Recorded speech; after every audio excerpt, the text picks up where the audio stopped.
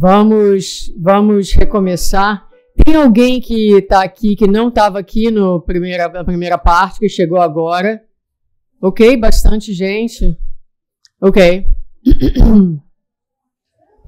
Então, para quem chegou, né, a proposta, quando a gente começou hoje cedo, foi que pensasse numa pessoa que, se você perdeu alguém recentemente, pensasse nessa pessoa. Se você não perdeu ninguém recentemente, mas tem alguém que está no hospital, frágil, com possibilidade de desencarne próximo, pode ser aquela pessoa para você pensar. Você pode pensar numa pessoa que, se aquela pessoa morrer, você acha que a sua vida vai acabar, que você não consegue viver sem ela. Ou você pode pensar em você mesmo, né? Na sua própria morte. Que sentimentos você tem com relação a isso? Então, a ideia era pensar numa pessoa. Nós falamos na primeira parte sobre vida e morte. Colocamos a morte como uma continuidade da vida e a morte aquilo que dá sentido à nossa vida. E falamos sobre o envelhecimento e a velhice. Então, quem quiser pode voltar lá na gravação para assistir essa primeira parte. Agora, na segunda parte, vamos ver se eu consigo avançar aqui. Avança. Nós vamos falar sobre doença, desapego e perdas. Né? Doença, desapego e perdas. E para essa parte, nós temos alguns livros que nós tiramos os textos. Eles estão aqui, Joana, Vida, Desafios e Soluções. Momentos de Saúde e de Consciência, o livro Plenitude, Vidas Vazias, Vida Plena, Encontro com a Paz, com Saúde e o Ser Consciente. São os livros usados mais para essa segunda parte. Então, vamos falar sobre as doenças. Engraçado, estava ali conversando com a Marisa, perguntei para ela, aí, como você acha que está indo? Foi ótimo, a gente estava aqui conversando sobre as coisas. Difícil, Suzana, é quando alguém recebe um diagnóstico de câncer, né? O que você faz com aquilo e a partir daquilo? Eu falei, a gente vai falar um pouquinho sobre isso. Então, vamos falar sobre doenças.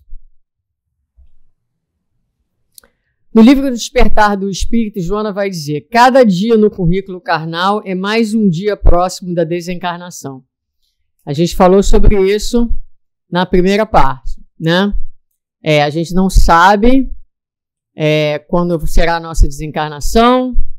Pode ser daqui a 20 anos, pode ser daqui a 20 minutos.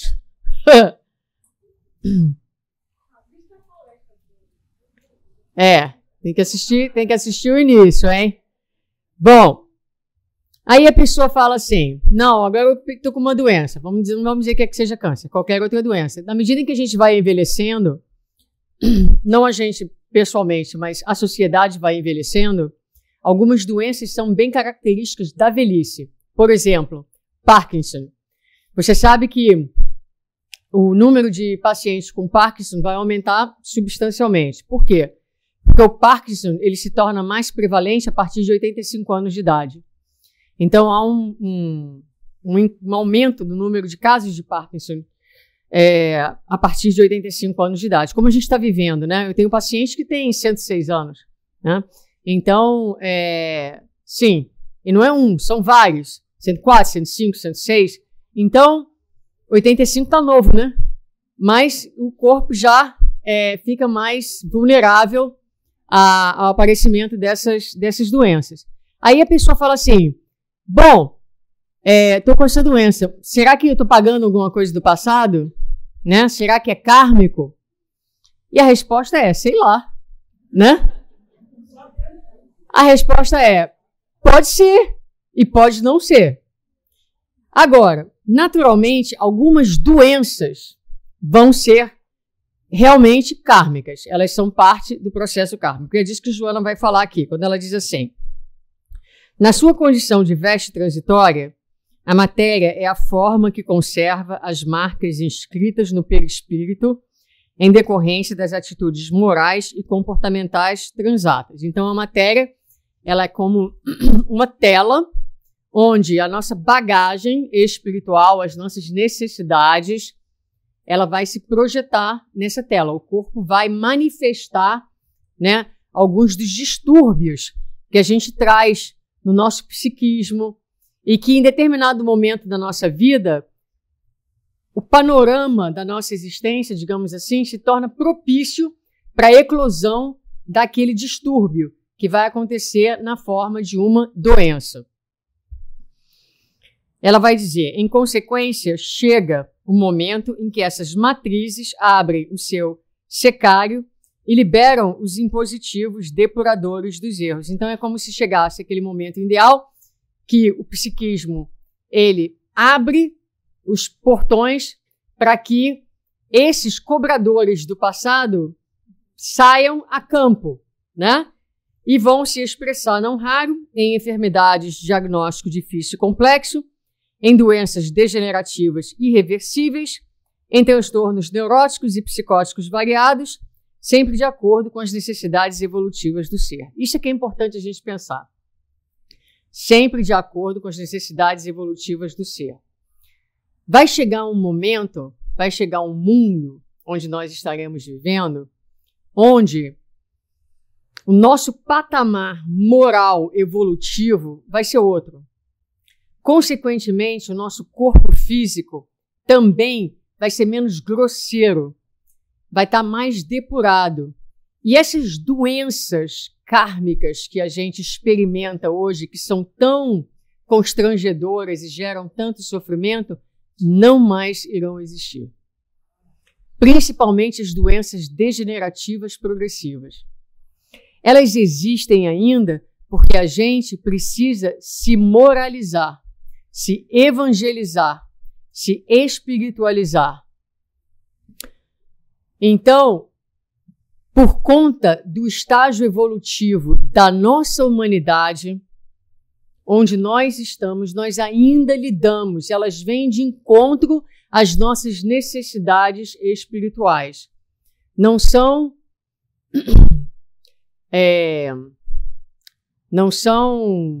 vêm para nos castigar, mas vêm para ajudar muitas vezes a nos despertar e a nos reequilibrar dentro da vida, né? E reharmonizarmos com a vida. Agora, nem tudo é doença kármica, né?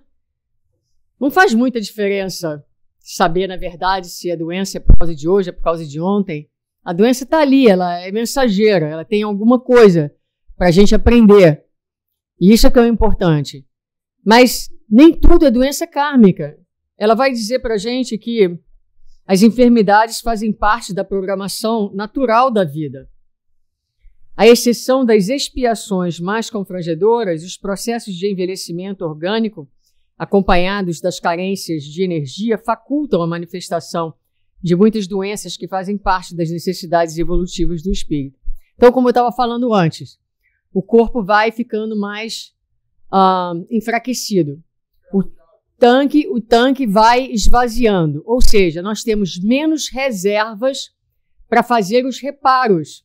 Esse enfraquecimento energético de fluido vital faz com que o corpo naturalmente vá ficando mais suscetível a doenças, a instalação de doenças, a instalação de infecções, tudo é mais difícil para a gente se recuperar. Antes a gente caía e bum, levantava rapidinho, agora, né? Tudo dói, é complicadíssimo. Enfim,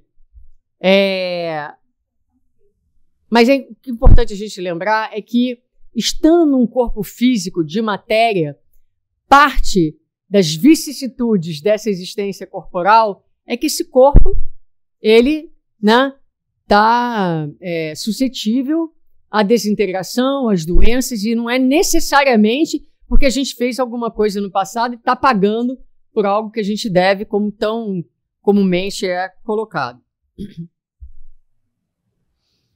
Ela vai falar, o cérebro à semelhança dos músculos que não ativados pelo exercício tendem à fragilidade, quando não movimentado pelas energias mentais renovadoras, nosso cérebro, ele perde as possibilidades de produção, porque ao morrerem as células nervosas, as restantes, sem novos estímulos, não se ampliam, falhando na transmissão das mensagens que lhes cabe registrar, encaminhar e responder.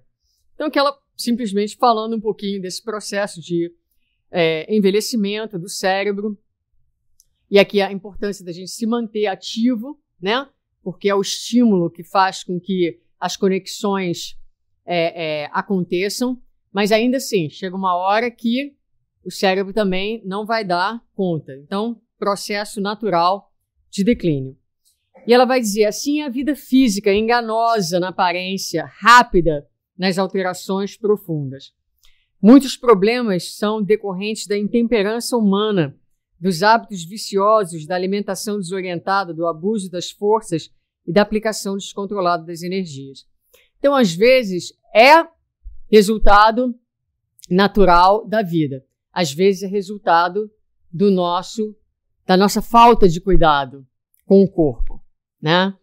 Então, a gente, por razões emocionais, a gente muitas vezes come mais do que precisa, por razões muitas de fragilidade, a gente lida com as tristezas, por exemplo, trabalhando excessivamente. É melhor trabalhar para não sentir. Aí a pessoa se lança no trabalho com total desrespeito às suas necessidades de repouso, por exemplo, né? E a necessidade de escoamento daquelas tristezas. Então a pessoa perdeu uma pessoa, né, um ente querido, e 5 dias depois está trabalhando. É muito pouco tempo. É muito pouco tempo. É melhor trabalhar e parar de sentir. Aí aquela tristeza toda, aquele luto não vivido, aquela dor não processada, vira um coágulo energético. Que amanhã ou depois se junta a outras tristezas não processadas, porque a gente não dá conta de ser triste. A gente vive num mundo onde só dá para ser feliz, não tem outra alternativa, né? As redes sociais dizem pra gente que só dá para ser feliz, não é isso? Ser triste é ser fraco, ser triste não tem followers, né? Não tem seguidores, a tristeza não tem seguidores, né? Mas é preciso abrir espaço. Então ela fala algumas das doenças são resultado, sim, do corpo que falha, mas também do nosso mau gerenciamento da nossa vida física e da nossa vida emocional. As raivas, as frustrações, a não aceitação contínua das coisas adoece. As células se intoxicam daquela amargura, daquela rebeldia com a vida e adoecem. Adoece a mente, adoece a célula, adoece o corpo.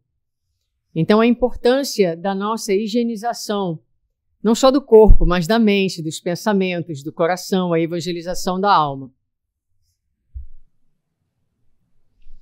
O campo de energia afetado no caso das doenças, terminada a prova ou a expiação que depuram, recompõe-se. Então, a doença, ela entra ali, ela tem um processo, mas muitas vezes, depois daquele processo, a casa ou a causa real da doença, que está sempre no espírito, aquilo vai se reequilibrar, vai se reajustar. Não obstante, os sofrimentos morais, quando a desarmonia emocional, por meio do autocontrole, da oração, da meditação, das ações de beneficência, o ser mais facilmente se libera, deixando de valorizar demasiadamente as ocorrências aflitivas, considerando-as naturais no processo evolutivo e, por conseguinte, aceitáveis. A aceitação do sofrimento é o passo decisivo para a liberação dele, enquanto a rebeldia produz efeito totalmente contrário. Então, aqui ela fala das doenças, né, físicas, depois ela fala que há sofrimentos morais, há desarmonias emocionais, que podem ser revertidas em vida, através da oração, através da beneficência, através do autoconhecimento, do autocontrole. Por exemplo, as ansiedades, a própria depressão, né? E aí que ela vai falar que esse processo de aceitação e de cuidado consigo mesmo faz também que a gente tire um pouco da carga aflitiva que muitas vezes essas situações vêm carregadas, né? A gente olha para a doença, para esses desafios com um pouco mais de naturalidade, sem tanto peso, sem tanta carga. E isso ajuda no próprio processamento, na própria melhoria da criatura. Compreendendo que o corpo é uma organização delicada, sujeita a deterioramento, desgaste e transformação pelo fenômeno da morte, nele não se colocam as bases da vida, nem se fixam as realidades essenciais. Assim, quando lhe sucedam as desconexões e os desajustes, advindo-lhes a interrupção, a morte não se transforma em motivo de desgraça, de ruína. Então é isso. Uma pergunta para vocês. O quanto vocês colocam no corpo as bases da vida?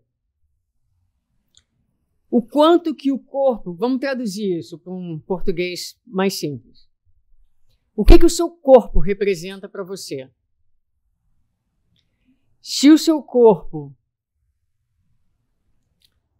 ele tá atrelado, digamos assim, conectado ao seu senso de valia. Então, por exemplo, se você está acima do peso ou abaixo do peso, você se acha mais ou menos por causa disso? Ele define o teu valor como filho de Deus? Pensa bem, antes de responder.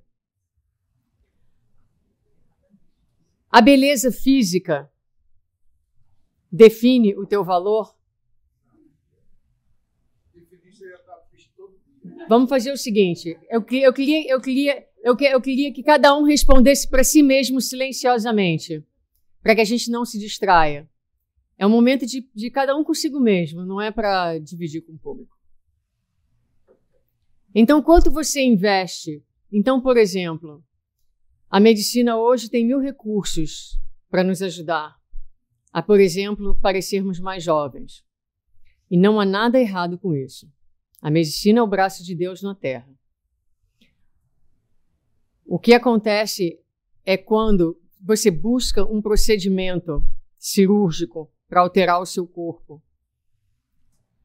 Qual é o sentimento por trás daquele procedimento? Porque tem muita gente, por exemplo, que aumenta seio, diminui bumbum, aumenta bumbum, paralisa os rostos da face, tira a ruga. Todos nós fazemos alguma coisa, pinta o cabelo, né? E fala, eu não faço isso. Mas pinta o cabelo. Não é a mesma coisa? É a mesma coisa. Porque a gente está alterando o físico. Mas isso é autoestima. Tá bom, pode ser. Não sou eu que vou dizer, cada um para pensar consigo mesmo. É autocuidado?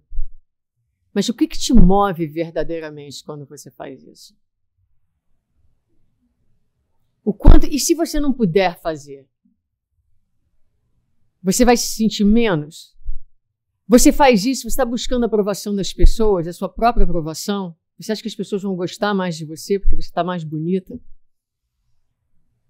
O quanto que a gente usa do nosso corpo? Nós somos profundamente conectados ao nosso corpo físico. E o nosso corpo físico carrega muito do nosso conteúdo emocional. É muito difícil para a gente. O nosso corpo físico ele é muito físico, muito denso. É a nossa realidade. Então, não tem certo e errado. Cada um cuida de si. Mas se a gente quer crescer espiritualmente, é preciso que a gente honestamente, silenciosamente, não precipitadamente, como a gente fez aqui, de responder rapidinho.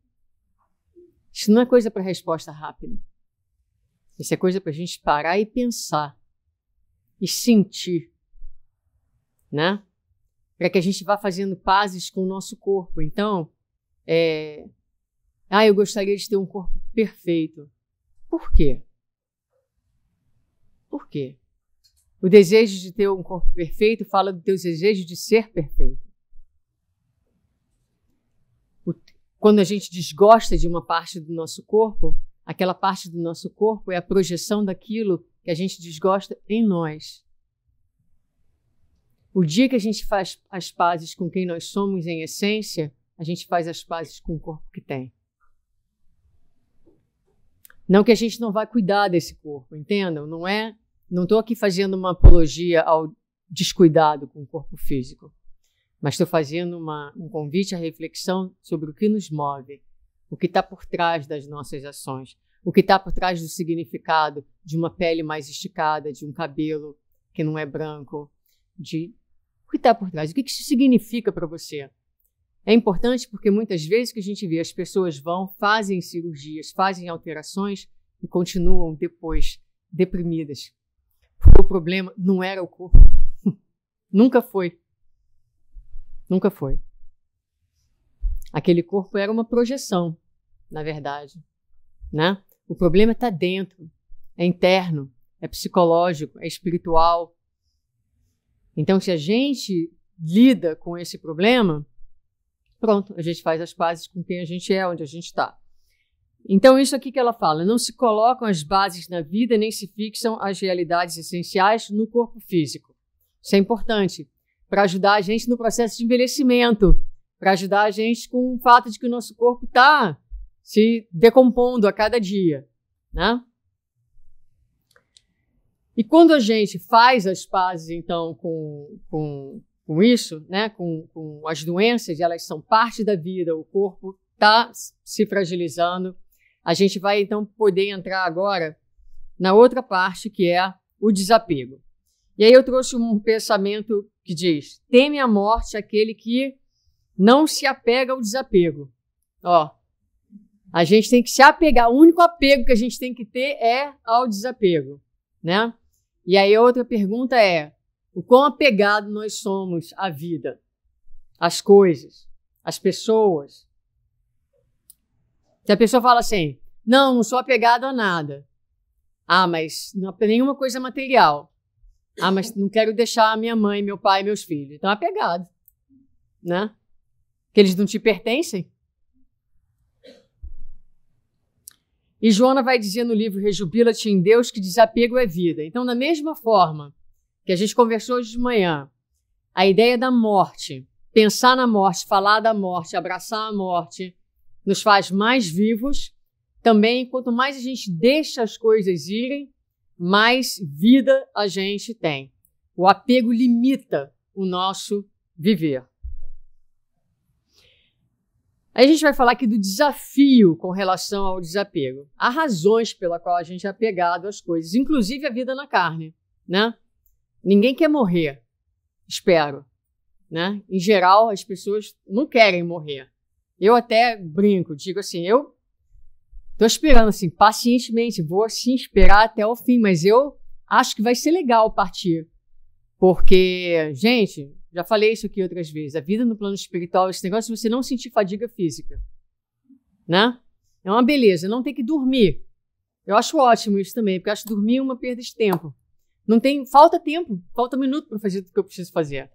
Então eu acho que a vida no plano espiritual vai ser bem melhor, né? Do que essa vida que o espírito vê por toda parte, escuta por toda parte, aqui a gente está confinado a esses olhinhos pequenininhos, né? Então deve ser uma beleza estar desencarnado. Mas a gente tem apego à vida. A gente não quer sair dessa vida. Por quê? Enquanto mergulhado na argamassa celular, o espírito submete-se ao impositivo dos fenômenos sensoriais que passam a predominar no comportamento da sua evolução. As percepções metafísicas apresentam-se tênues. A nossa capacidade de perceber o espiritual é mínima, exigindo reflexão e adaptação mental constante, a fim de melhor poder se vivenciá-las, em razão da sutileza das ondas pelas quais se expressam. Traduzindo Joana do português para o português, o que ela está dizendo é o seguinte, nós estamos mergulhados nesse corpo, que é super denso. A nossa capacidade de percepção do espiritual é exígue, é mínima. Nós temos, Emmanuel descreve no livro Roteiro, ele diz que quando a gente encarna, é como se no cérebro existisse assim, uma passagenzinha, uma frestinha de luz, uma janelinha minúscula que permite a abertura para o espiritual. Então, como a gente está encarcerado nessa argamassa celular, né, a gente perde a conexão, a gente perde a visão do espiritual. E isso aqui se torna o real. Então a gente se apega. A gente se apega porque a gente perdeu a perspectiva de onde a gente veio.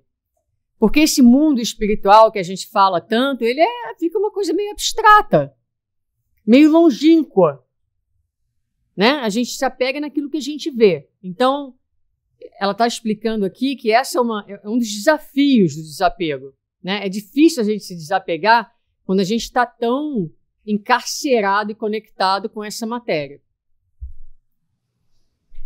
É natural, portanto, em decorrência das circunstâncias, que surjam os inevitáveis apegos procedentes do instinto de conservação a tudo quanto representa sensação.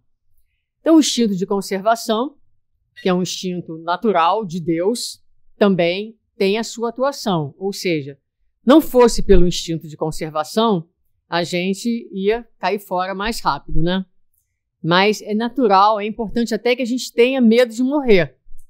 Porque muitas vezes é o medo de morrer que segura muita gente na hora do desespero, né? Então o instinto de conservação ele tem o seu papel e dificulta também a gente a fazer esse processo de desapego. A gente fica apegado à vida e fica apegado à matéria. Ela vai continuar dizendo assim, alguns deles servem de estímulo psicológico para o enfrentamento. Então, é o instinto de conservação, essa gana que a gente tem de viver, que muitas vezes vai dar a gente, na hora da dor, na hora das dificuldades, a força para continuar aqui. É o instinto de conservação, né? Então, é o estímulo psicológico para os enfrentamentos e as dificuldades existenciais e tornam-se menos afligentes, menos desagradáveis. Outros, no entanto, transformam-se em verdadeiros cárceres privados que dificultam os necessários voos espirituais em busca da liberdade momentaneamente diminuída. Exercita-te no desapego. Ela faz esse convite. Então, voltando aqui, né? Esses apegos procedentes do instinto de conservação, muitas vezes eles servem de estímulo psicológico para o enfrentamento e muitas vezes eles limitam os nossos voos. Eles nos encarceram, estreitam as nossas possibilidades e se tornam, como ela coloca, cárceres privados. Então a gente deixa de fazer determinados voos, deixa de fazer determinados aprendizados, porque estamos profundamente encarcerados no apego. Por exemplo, refém. Às vezes nós estamos apegados a relações doentes.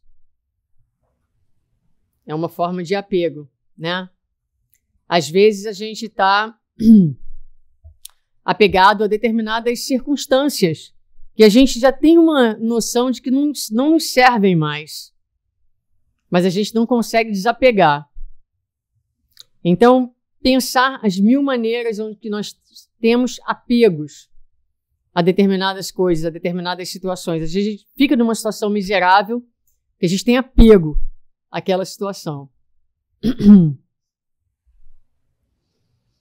E uma das grandes fontes de apego é a afetividade.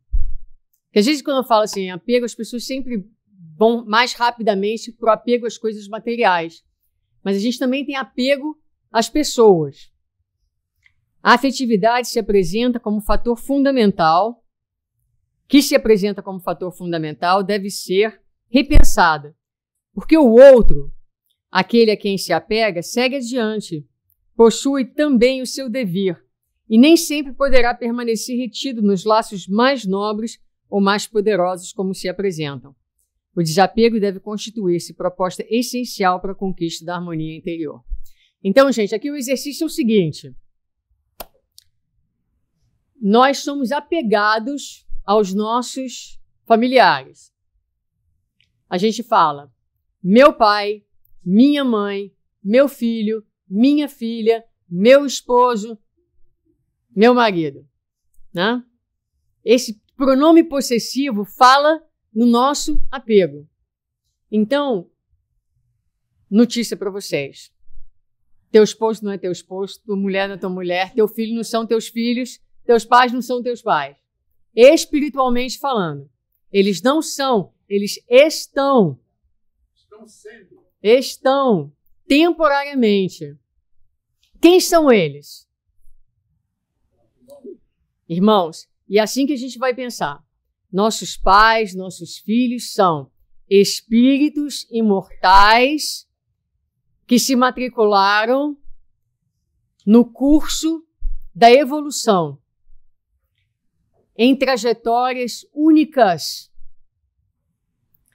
Podemos nos encontrar, mas eu não posso caminhar a trajetória deles e eles não podem caminhar a minha.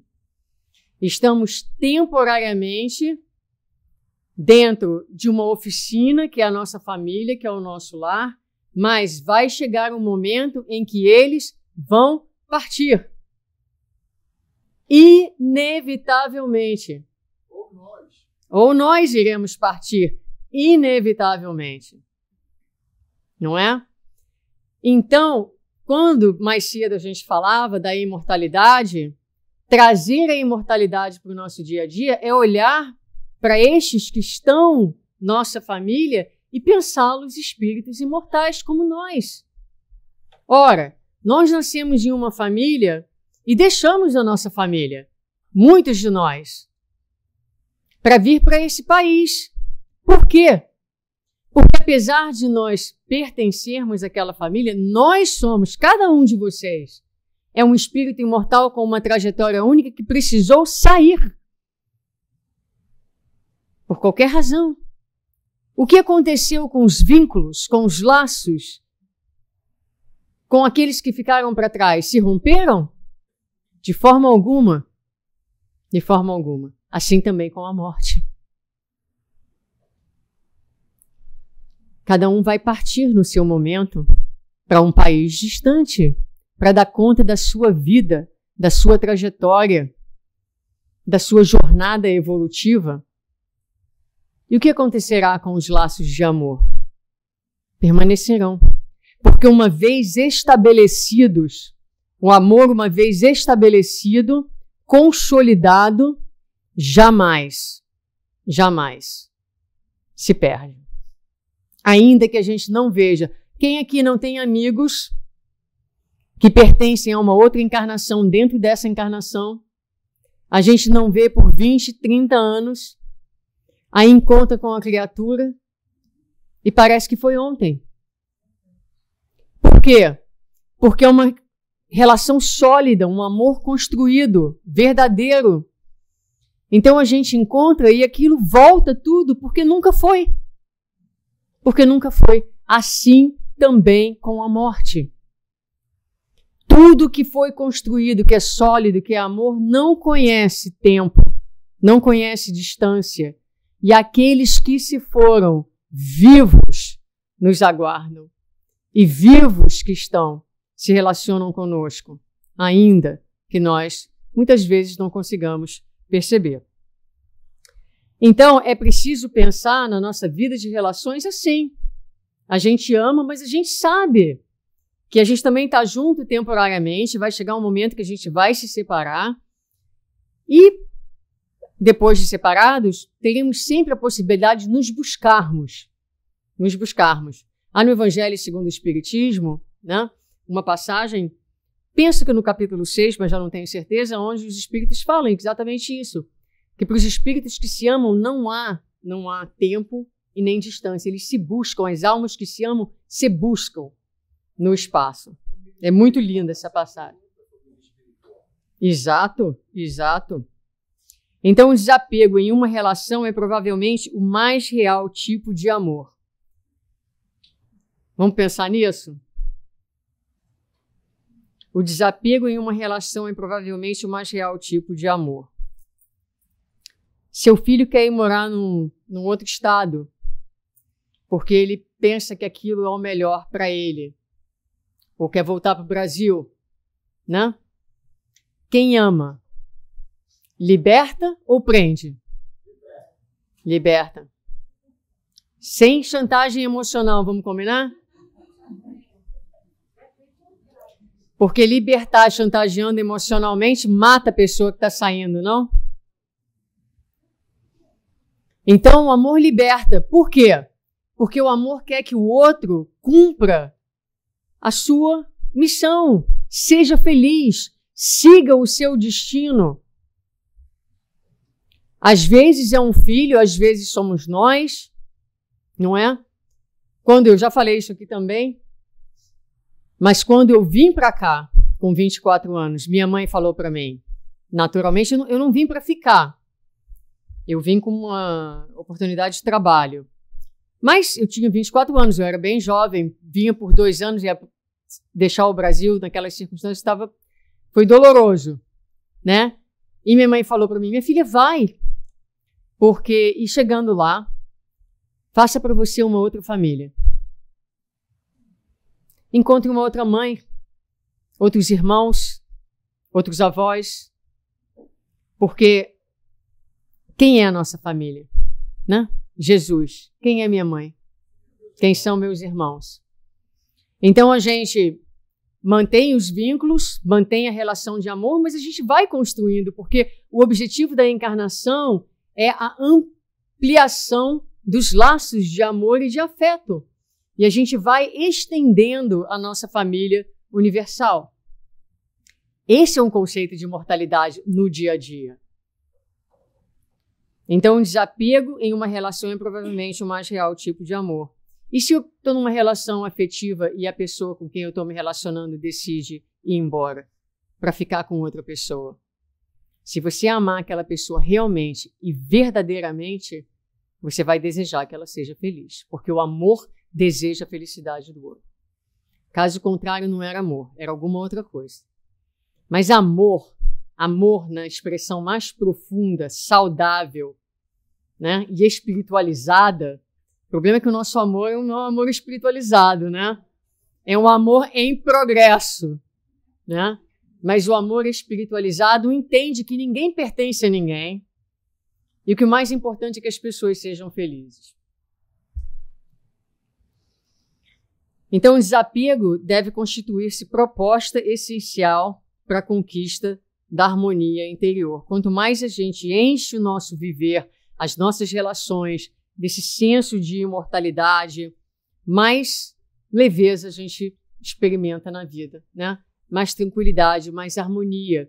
Porque esse apego às coisas, a vida é movimento, né? Tudo está passando, tudo passa. Tudo passa. O mal e o bom. Os dias amargurados e os dias felizes. Tudo passa, está tudo passando, né? Então não adianta a gente querer reter um tempo, reter uma circunstância, porque o apego e a retenção é morte. É preciso deixar ir, até para que a gente abra novos espaços, para que outros cheguem muitas vezes, para que novas experiências aconteçam, para que nova vida floresça dentro de nós.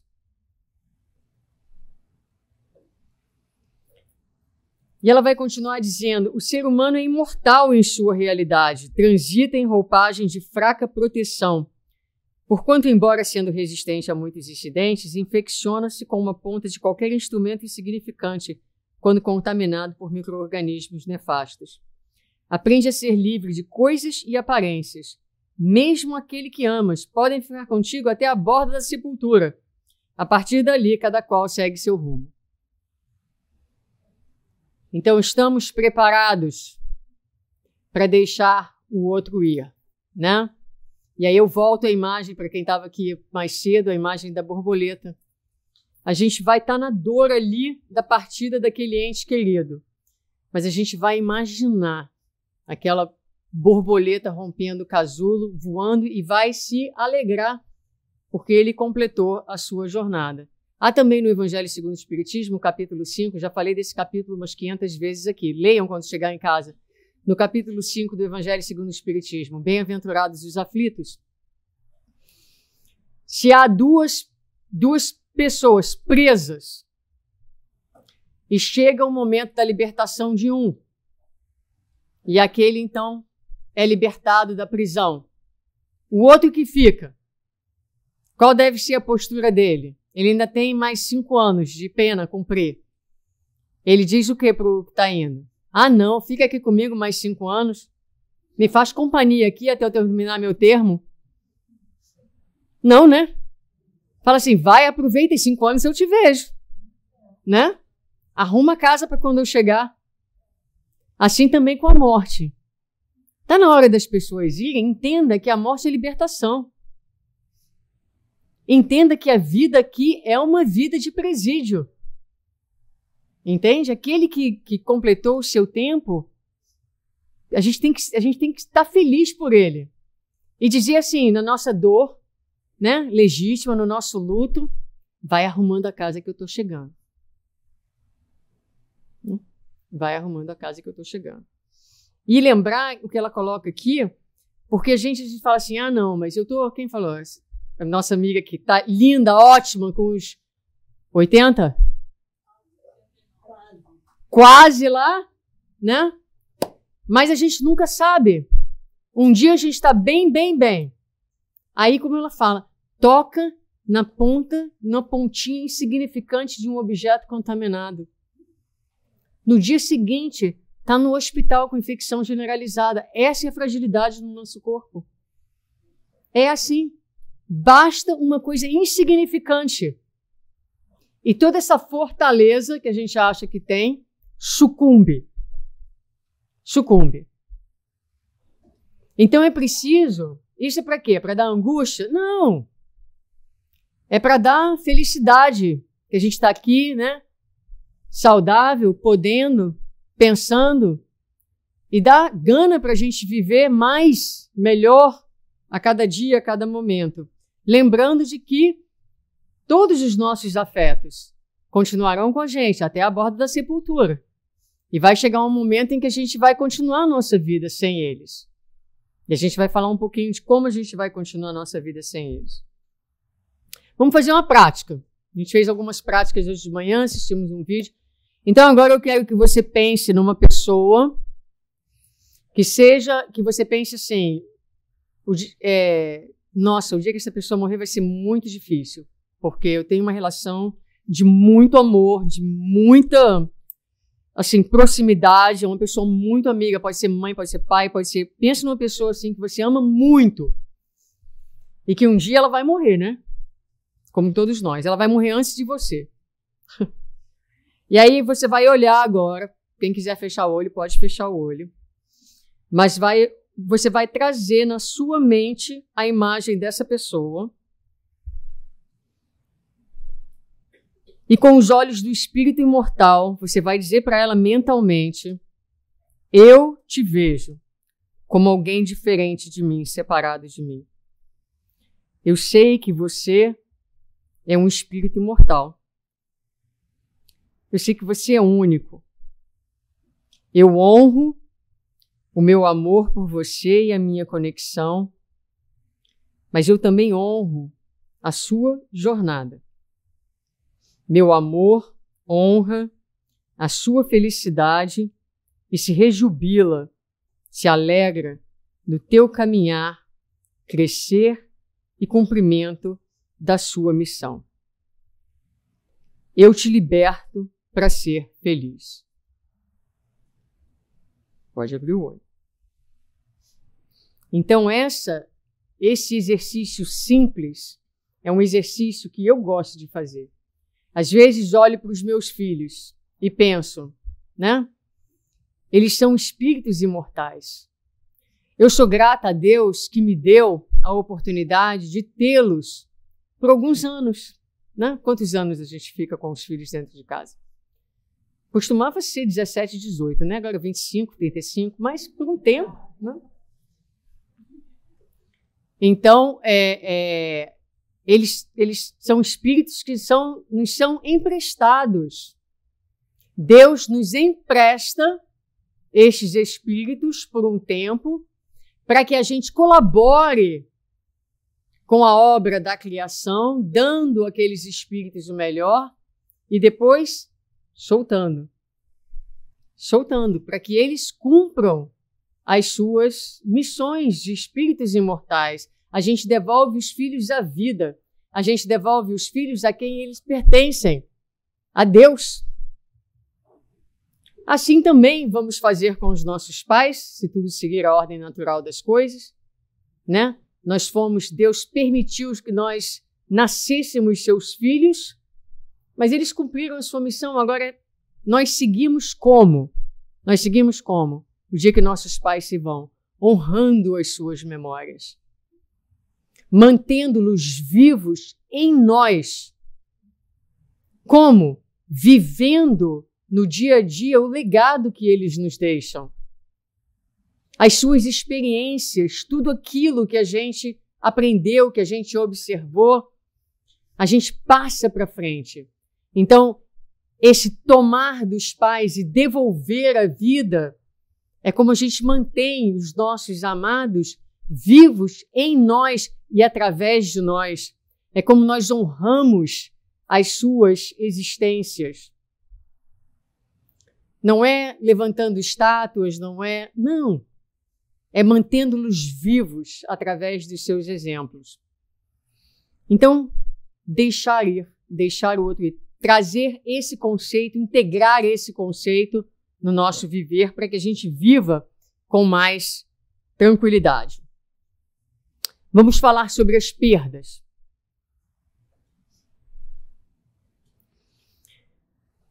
Muito bem. Colocadas todas as esperanças no corpo, os fenômenos inerentes à sua constituição perturbam quem nele se firma, produzindo um impacto desesperador.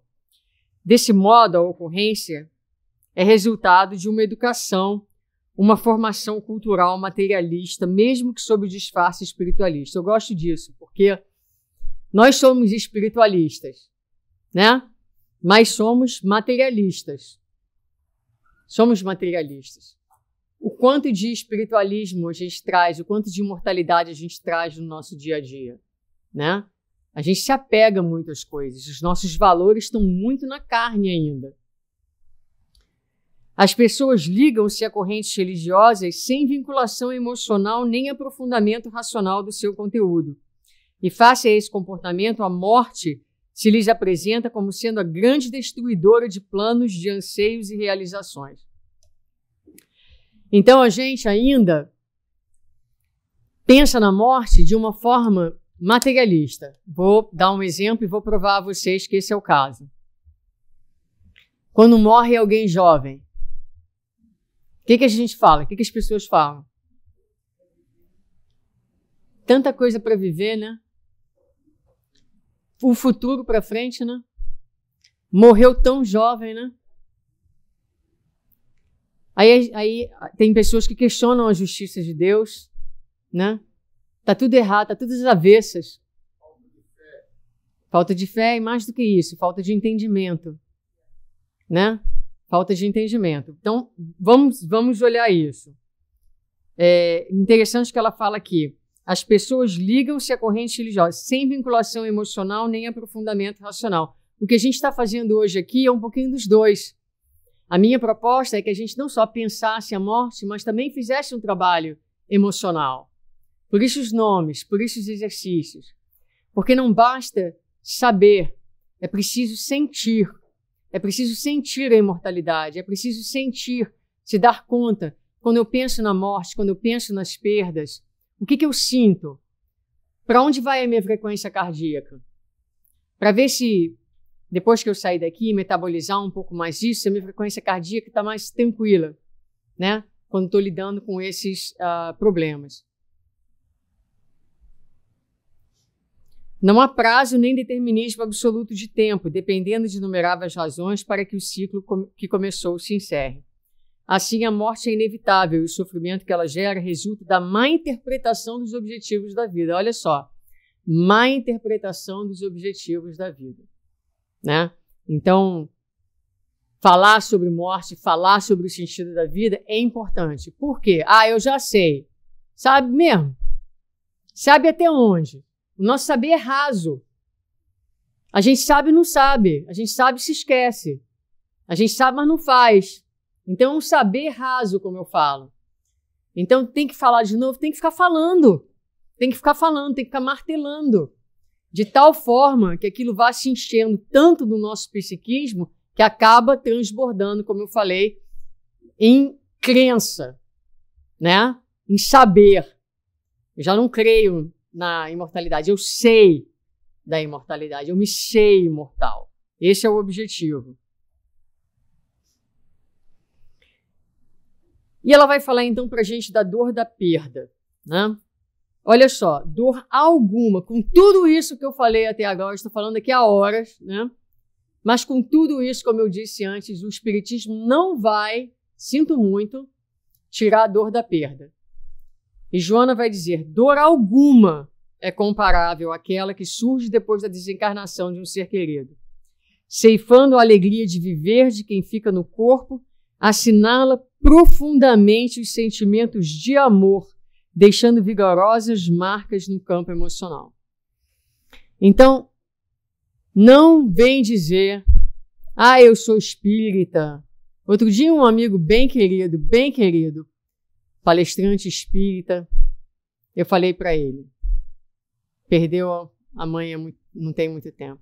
Eu falei para ele, não te vi chorar. Passou um tempo comigo, não falou uma vez da sua mãe. Ele falou, ela contou uma história bonita para mim. Mas tantas vezes a gente não se permite, porque a gente tem o conhecimento, apagou minha tela aqui.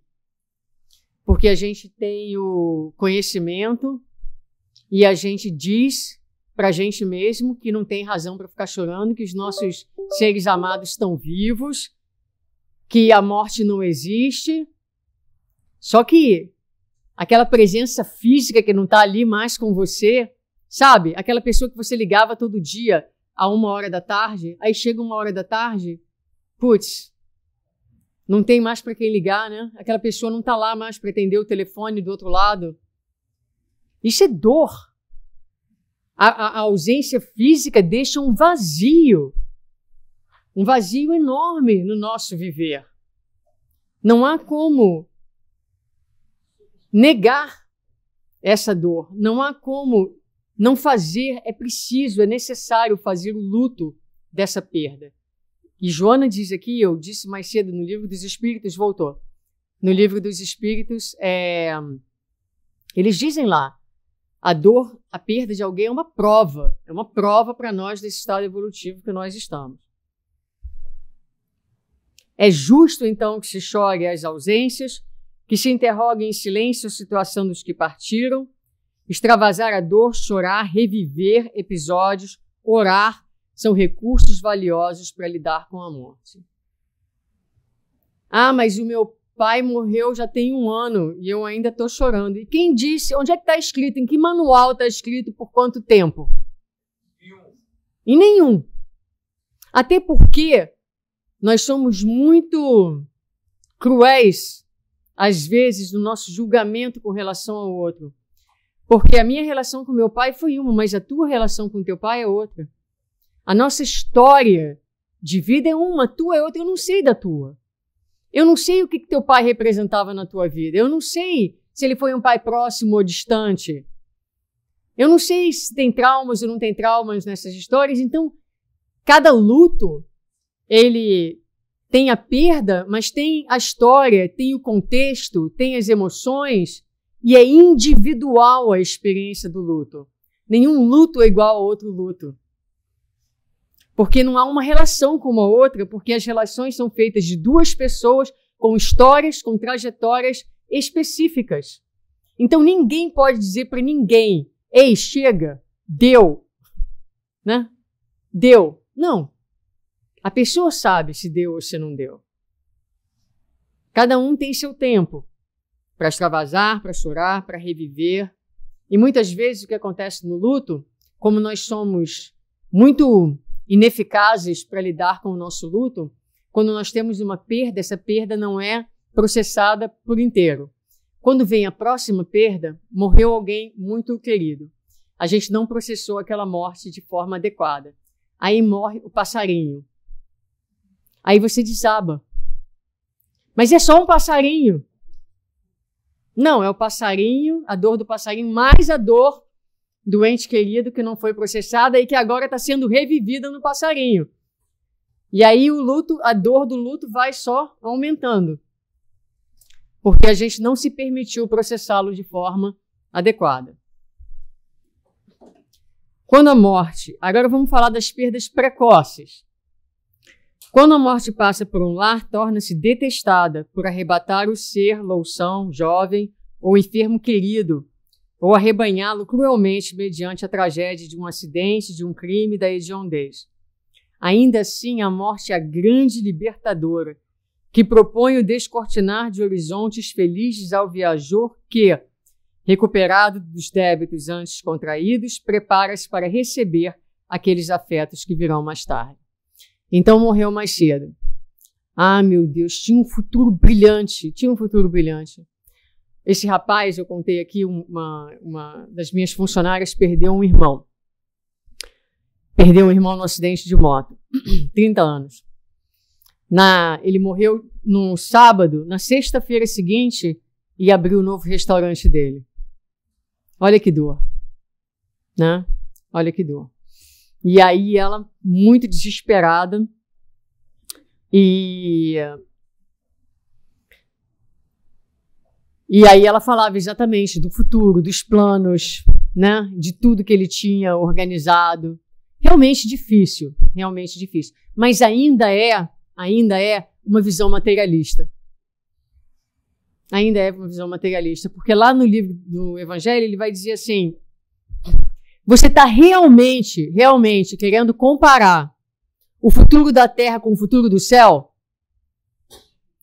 Você realmente está querendo dizer para mim que o futuro nessa terra, que é, como também está no Evangelho, capítulo 3, prisão, hospital, subúrbio, malsão, são as 3 definições do planeta onde a gente vive, que se encontram no Evangelho. Você está querendo dizer para mim que o futuro do espírito nesse local é mais promissor, de alguma maneira, do que o futuro dele como espírito imortal na espiritualidade? É uma inversão de valores. É uma falta de entendimento da realidade. Aquele espírito que partiu mais cedo, por mais incrivelmente doloroso que seja, porque não só é uma perda, mas é uma perda, digamos assim, fora da hora natural dos fatores, mas nunca fora da hora de Deus, né? Ela é, na verdade, um tempo que aquele espírito completou. Ele completou aquela fase. E agora está livre para voltar. Então a gente só vai encontrar consolação se a gente trouxer essa ideia da imortalidade, né? Da vida que continua. Ele cumpriu, ele está livre. Se ele tinha um débito com a lei, se ele tinha um aprendizado para fazer, se Deus quiser, foi feito e ele agora pode retornar em condições melhores. Terminou a missão. Estamos falando aqui de perdas, né?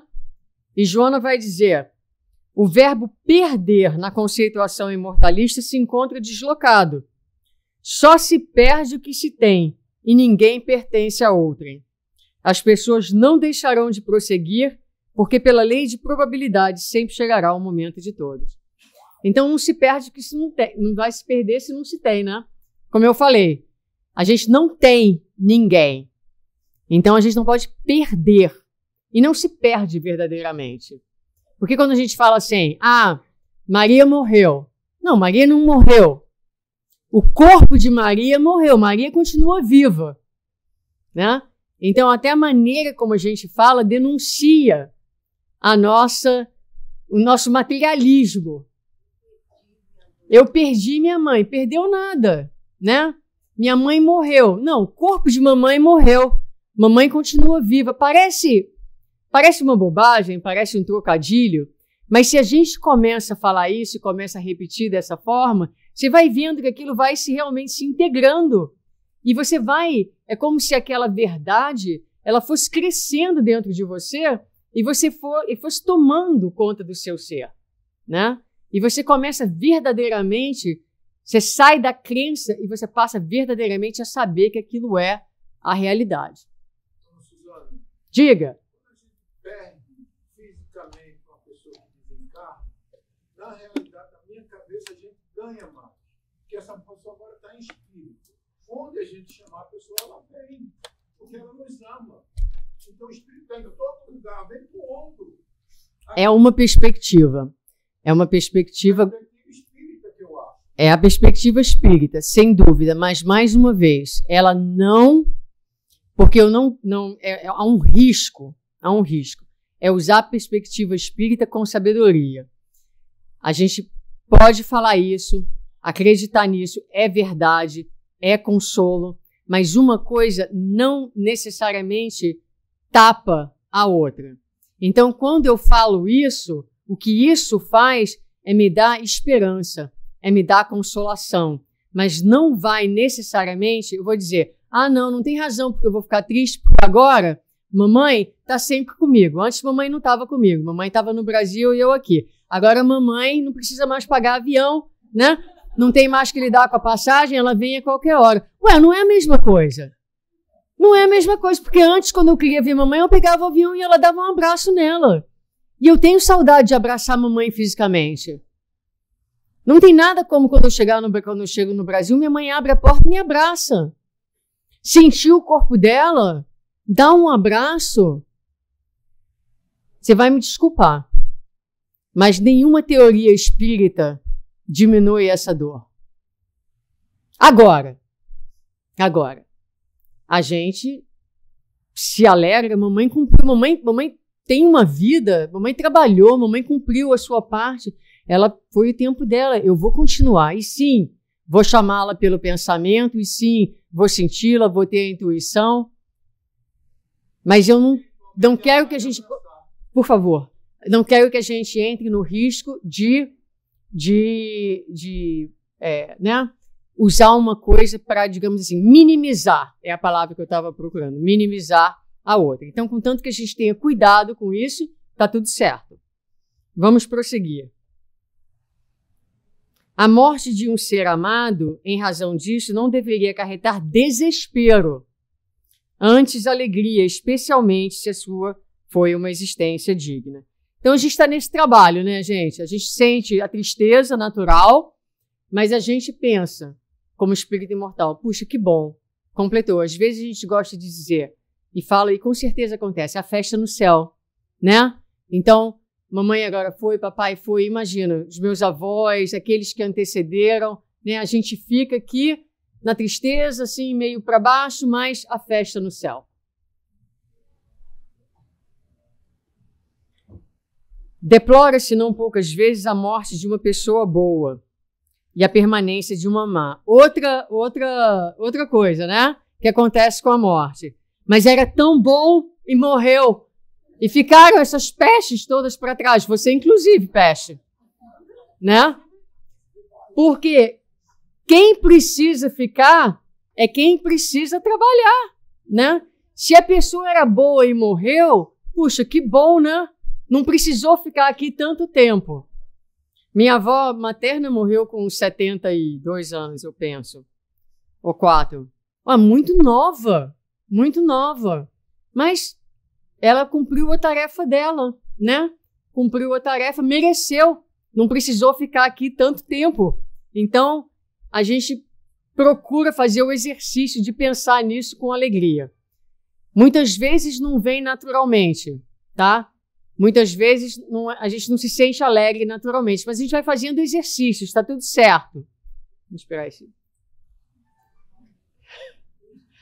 Calma, respira e desliga o telefone com calma. A gente aguarda, não tem problema. Antigamente, quando eu era mais jovem, eu falava, ai meu Deus, as pessoas esquecem o telefone toca. Hoje em dia que eu sou mais idosa, mais sábia, mais calma. Eu procuro acalmar a pessoa no povo. Fala, tá tudo certo, vai. Respira e desliga o telefone. E aí a gente vai vivendo com mais harmonia, você vê?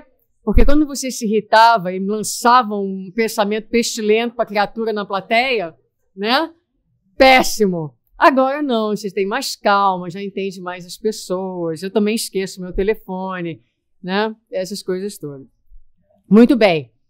Deplora-se não poucas vezes a morte de uma pessoa boa e a permanência de uma má, numa espécie de desequilíbrio das leis soberanas, quando correto é essa determinação. Então, olha, a gente vai aprendendo a olhar as perdas da pessoa que vai mais cedo, da pessoa boa que morreu, né? E a gente vai aprendendo a colocar dentro da perspectiva correta, com as lentes corretas, para que a gente entenda a vida da maneira que ela deve ser. O homem e a mulher de bem, porque exemplares na conduta e no pensamento, encerram os seus compromissos no mundo físico, podendo retornar à sua origem, enquanto os endividados, nos outros, devem desfrutar do tempo para a reparação e para o equilíbrio. O corpo, mesmo quando bafejado pela saúde, é um cárcere, e a libertação de um ser amado que volve à plenitude deverá causar alegria e não desgosto. Então é aquilo que a gente falava, né? Falei bastante e repito ainda uma vez mais. O corpo é um cárcere, mesmo o corpo saudável, o corpo mais belo, o corpo mais jovem, para o espírito é sempre um cárcere e a morte é sempre a libertação. Vai ganhando um sabor diferente, né? Pensar na morte dessa maneira. Ela vai ficando menos, como Joana usou, menos detestável, né? E se a gente conseguir realmente se pensar em espírito imortal, porque olha só, a gente está aqui pensando em alguém, né? Mas a gente precisa pensar na nossa própria morte também. Para que a gente também se prepare para morrer. A gente pode se preparar para morrer. É importante que a gente pense na nossa própria morte. Eu estou vendo aqui que alguns rostos ficaram um pouco tensos nesse momento. Mas será mesmo que eu tenho que pensar nisso? Tem. É bom pensar, como eu já falei hoje mais cedo. O que você quer? Como você quer que sejam os seus últimos dias? Como você imagina que serão os seus últimos dias na Terra? Isso te dá pânico, né? Te dá angústia, te dá alegria, te dá paz, te dá o quê? Aqui vamos falar de um conceito bem bacana para a gente pensar, que é o egoísmo retentivo. O desgosto que toma posse daqueles que se viram defraudados pela perda de entes queridos, embora traduza afetividade e carinho, também guarda uma alta parcela de egoísmo retentivo, que somente pensa em si, não se dando conta do que representa para o liberto a ruptura dos laços que o mantinham no carro celular em sofrimento prolongado.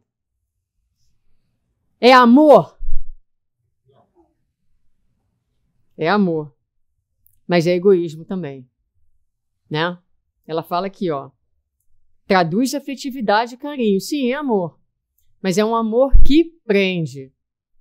Então, quando eu lembro com meu pai, eu cheguei na emergência, eu cheguei no Brasil, ele estava em casa, passando bastante mal, mas ele sabia que eu estava chegando, ele falou, minha filha, eu esperei você chegar para a gente ir para o hospital.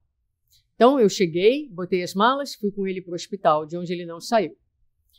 E fui com ele para a emergência e lembro de estar na emergência do lado dele, segurando na mão dele. Meu pai tinha uma diabetes de muitos e muitos anos.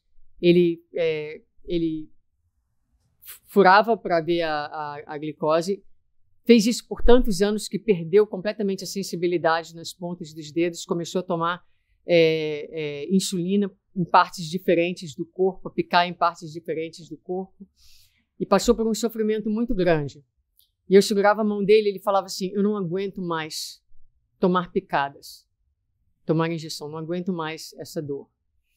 E eu perguntei para ele, mas por que você insiste em fazer tantos tratamentos? Já estava numa bem avançada a condição dele.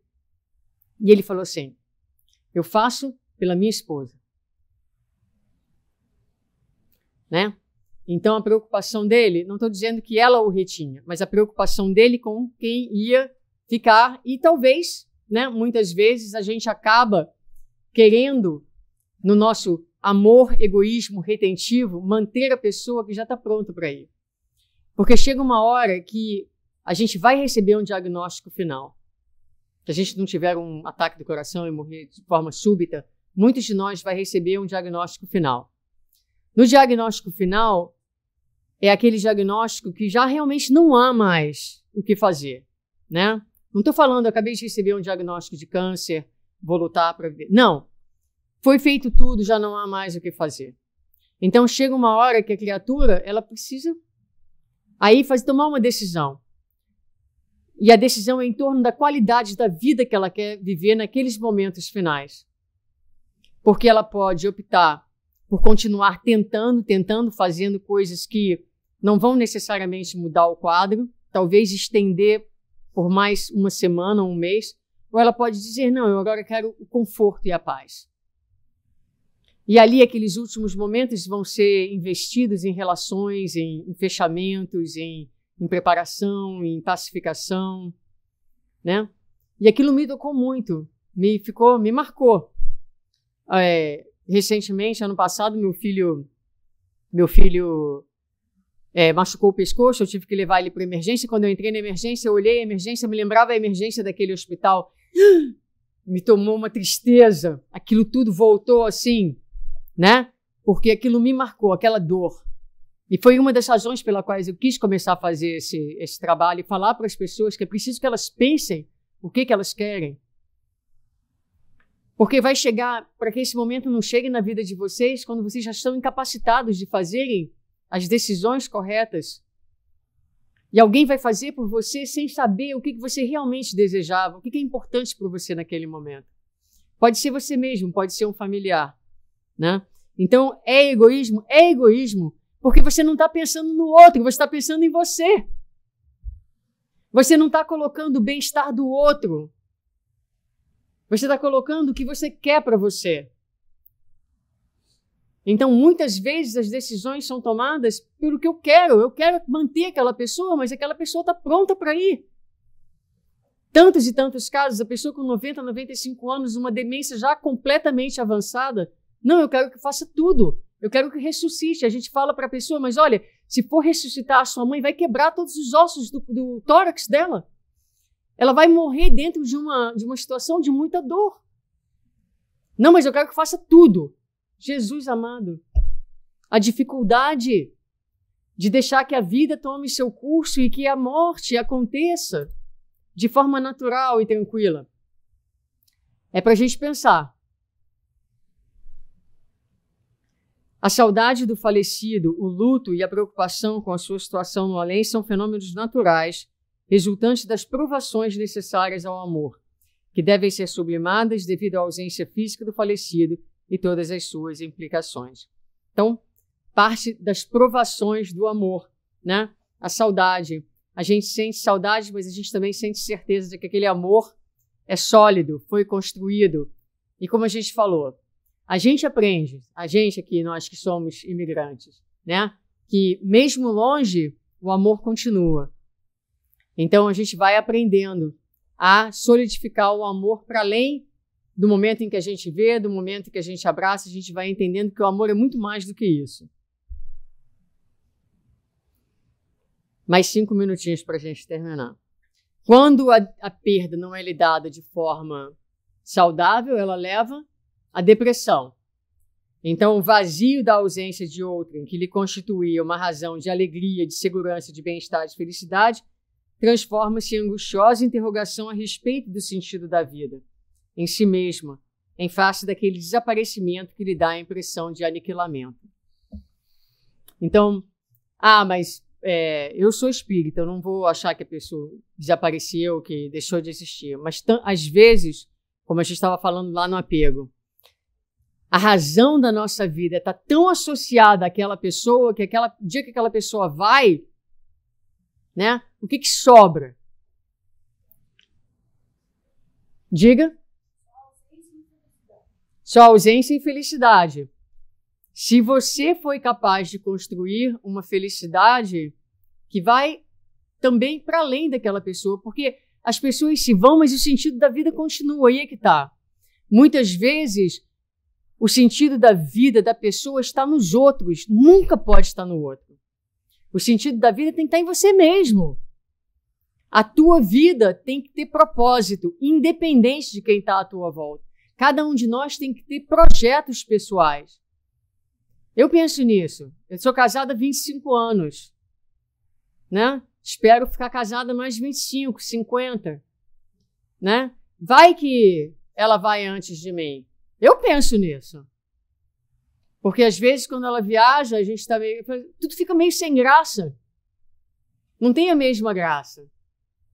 Então vai chegar um momento da minha vida, né? Eu acho que ela vai primeiro do que eu. E eu vou ficar só para trás. É preciso que tenha na minha vida. Bom, vai ficar felicidade, vai ficar gratidão, porque você tem uma pessoa que conviveu com você tanto tempo, é uma bênção. A gente só pode se encher de gratidão, né? Mas vai ser difícil. Vai ser difícil. E vai ser menos difícil se eu tiver dentro de mim um propósito de vida, que é meu, único, entendimento da vida, né? Para que a gente não entre na depressão. Vou pular isso para mim. E no que diz respeito ao amor, a morte não possui o poder de romper as afeições. E ela vai continuar dizendo: aqueles seres queridos que partiram vivem e esperam por ti, acompanhando-te na vida, por enquanto, auxiliando-te na aquisição dos tesouros imarecíveis das virtudes espirituais. Vivem e esperam por ti e continuam do seu lado, como nosso amigo falou, te inspirando, soprando ideias, nos dando o apoio. Lá no Livro dos Espíritos, fala dos anjos guardiães, mas fala também dos espíritos familiares, não é? Que continuam ao nosso lado, torcendo, vibrando, acompanhando, sim, as nossas lutas e nos dando força para que a gente tenha coragem e possa sair vitoriosos dessa vida para estar com eles. A dor natural da saudade muitas vezes se une à dor de culpas e conflitos vividos e não resolvidos. Então, muitas vezes, aí a importância da gente fazer o quê? Dizer para aquelas pessoas que a gente ama elas. Reconcilia-te com o teu adversário, mas também com o teu pai, com a tua mãe, com os teus filhos, com a tua esposa. Reconcilia-te. Porque o que a gente mais vê no final da vida são as pessoas dizerem assim: meu Deus, tantos anos segurando esse ressentimento. Tantos anos eu não falei com fulano e beltrano. E agora, olhando para trás, quão insignificante foi tudo aquilo. Por que eu não cedi? A maior dificuldade no desencarne das pessoas é o olhar para trás e se tomar de culpa e arrependimento. Ah, mas eu tenho muito tempo ainda. Tem mesmo? Você tem certeza?